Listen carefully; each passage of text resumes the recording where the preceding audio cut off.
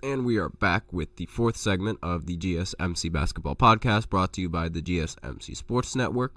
And in this fourth segment, we are going to give a quick update on the NBA regular season, as the Brooklyn Nets recently fired their head coach, Jacque Vaughn, less than 1 year after a multi-year contract extension was signed by him.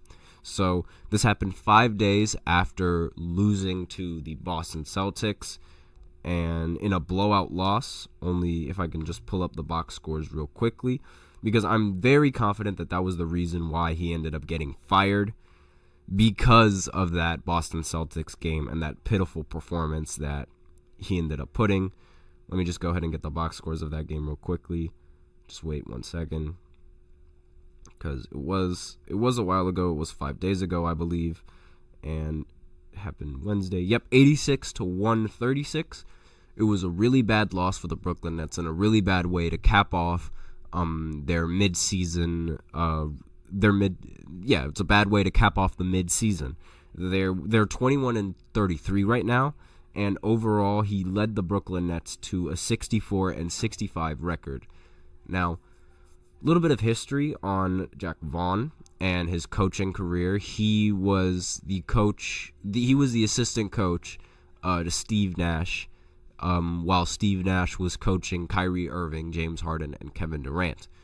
Throughout that span, there was a little bit of uneasiness between Steve Nash and Kyrie Irving specifically, as well as Kevin Durant, and that it ended up causing Kevin Durant to try to request a trade that ultimately ended up going nowhere, and the team was forced to play in the first round of the playoffs with Steve Nash as their head coach against the Boston Celtics. Yeah, I know they've traditionally owned the Brooklyn Nets, no need to tell me, but they ended up getting swept in that series. And after that series, the Nets felt like they were done with Steve Nash, and they ended up firing him and replacing him with Jacque Vaughn as,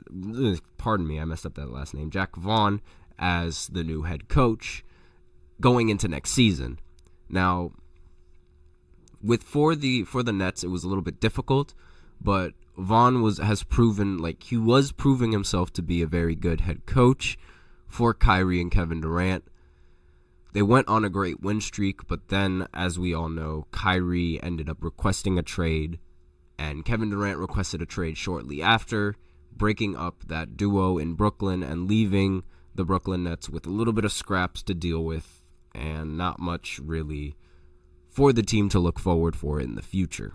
Now, obviously, Jacque Vaughn, as a Nets fan, I know more about Jacque Vaughn than anyone, in my personal opinion, and it's really difficult to coach a team that is it's really difficult to coach a team that was lacking in a lot of pieces, especially after with all the roster changes that he's been doing. It's really difficult for a coach to get the rosters set up properly and for to keep adjusting so that way, and because keep in mind, the number one option and the number one scoring option for the Brooklyn Nets, it's not entirely clear on any given night. He was struggling to put Cam Thomas into the rotation, given how Cam Thomas doesn't play good defense. He's also been struggling with the offense and the Brooklyn Nets. And, granted, I get it. A lot of these players, they take the shots that they end up taking, are really difficult shots to make all of the time.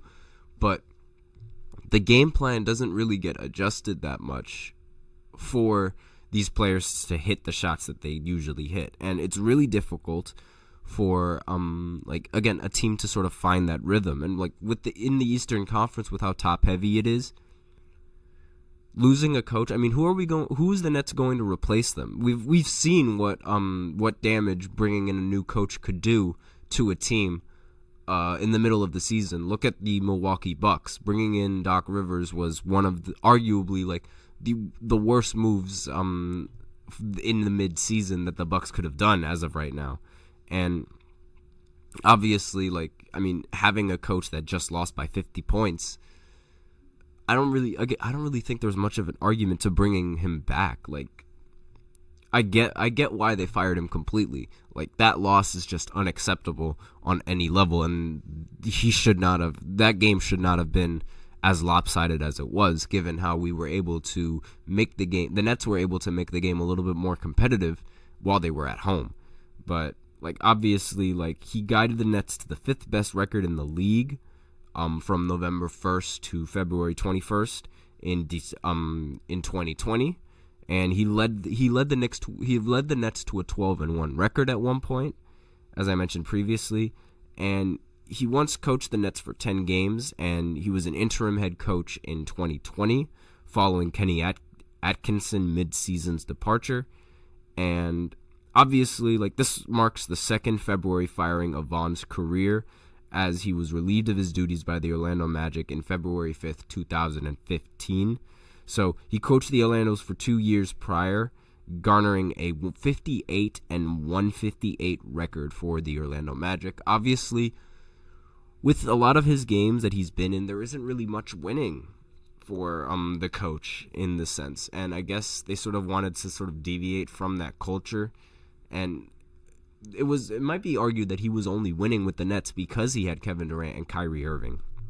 And those players are some phenomenal players that you don't really need to coach that much, given how they can create a bunch on the offensive side of the ball. They know every facet of the offensive game. And with that in mind, there's no real need to sort of coach them, because it's like they can create the offense for your team. All you have to do is give them the right pieces.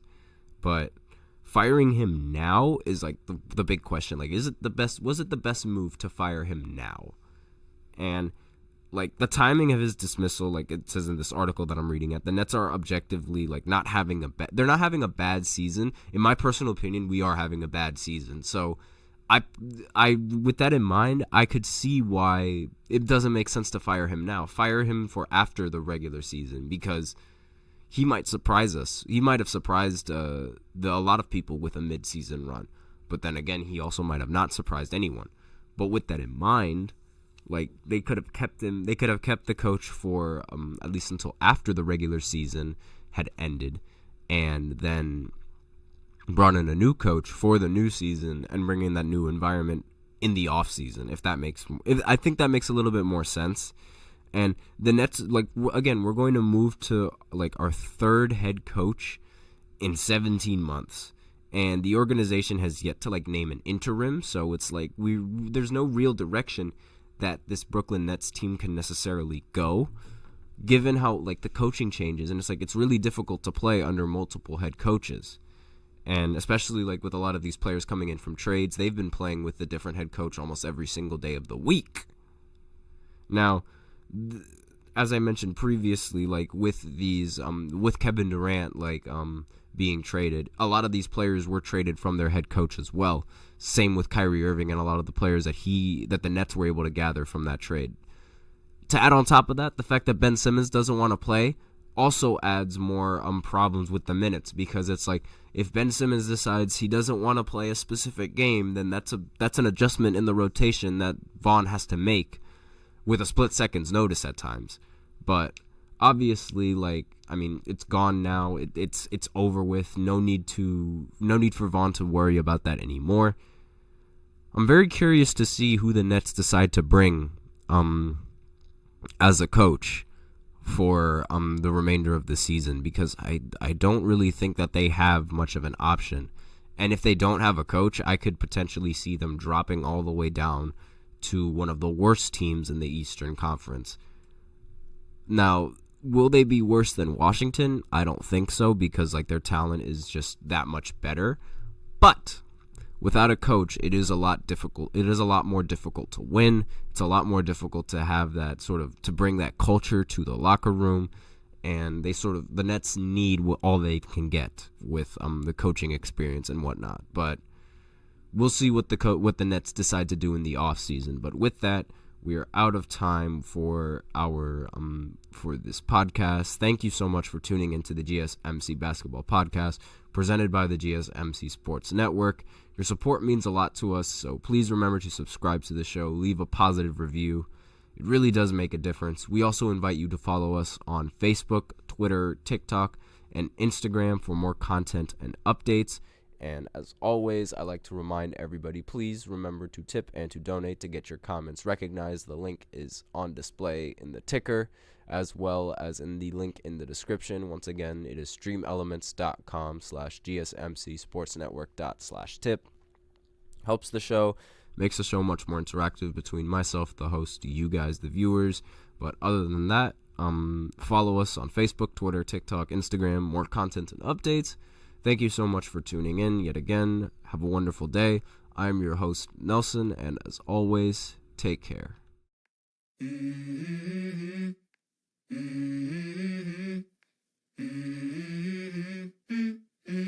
Let's go.